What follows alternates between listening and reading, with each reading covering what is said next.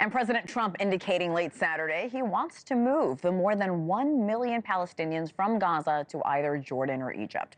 Trump saying he spoke with the King of Jordan about building more housing in the region for these refugees. His comments come as phase one of the ceasefire and hostage release deal faces new difficulties. Israel warning that Gazan civilians would not be able to return home until Hamas releases a civilian hostage, who was expected in this weekend's prisoner exchange.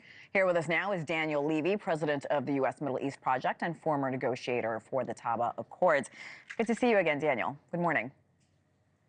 Good morning, Hena. Good to see you. Good to see you. So there have already been cracks in the fragile ceasefire agreement between Israel and Hamas. How do you expect these latest remarks from President Trump to factor in?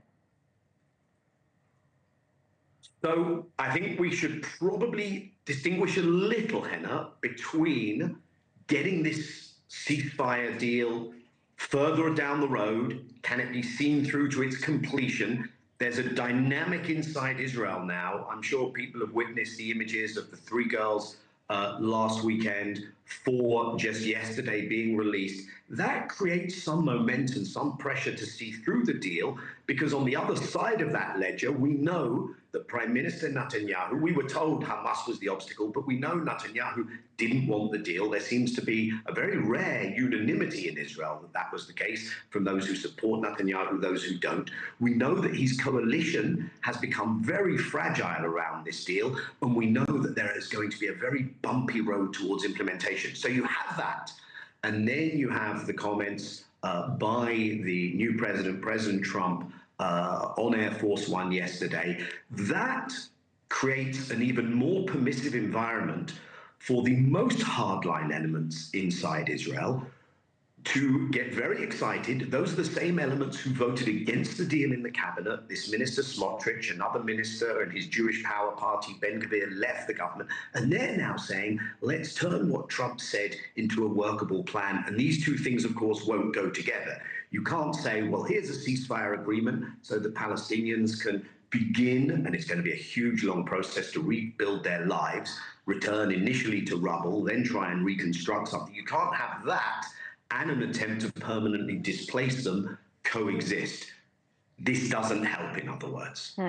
President Trump also making available those 2,000-pound bombs the Biden administration previously blocked from Israel. What will that mean for Israel's ability to defend itself?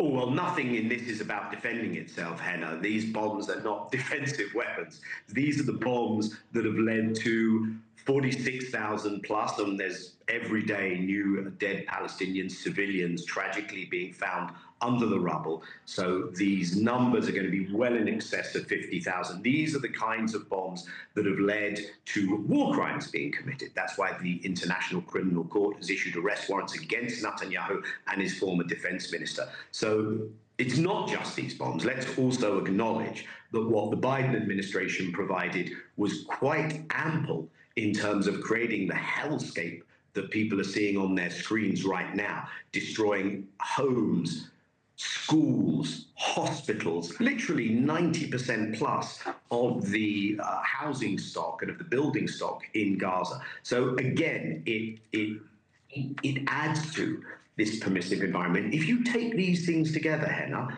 I don't think one should make light of the provision of this additional weaponry and the comments about displacing the population when you have an Israeli government that has stated that it would like to pursue those goals. I would, though, add one note of caution, Hena, and we're used to a president who talks a big game.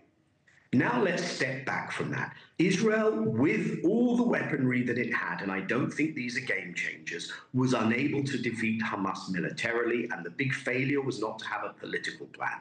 Secondly, I think one has to ask the Trump administration, is this one of the things, this idea of displacing people, is this one of the things where it controls all the variables? Is this really a priority for America? At what cost to America? You just had a report about Homeland Security.